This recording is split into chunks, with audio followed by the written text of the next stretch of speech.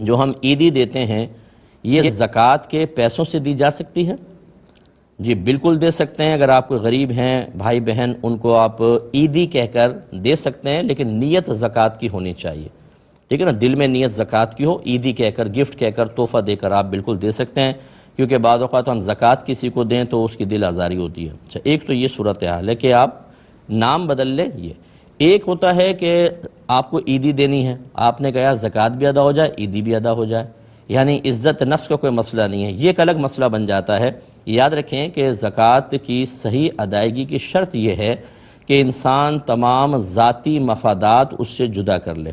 چنانچہ اگر آپ نے ماسی کو تنخواہ کے طور پر یہ عیدی یعنی زکوٰۃ کا پیسہ دے دیا اور نیت یہ کہ زکوٰۃ بھی ادا ہو گئی، سیلری بھی ہو گئی، نہیں ہوگی، اس میں اخلاص شرط ہوتا ہے۔ تو اب ایک صورتحال یہ ہے کہ وہ عزت نفس کے مجروح کا مسئلہ نہیں ہے، آپ نے کہا عیدی میں نپٹ جائے گی، زکوٰۃ بھی ادا ہو جائے گی، یہ ٹھیک نہیں ہوتا۔ عیدی علیحدہ دیں، زکوٰۃ علیحدہ دیں۔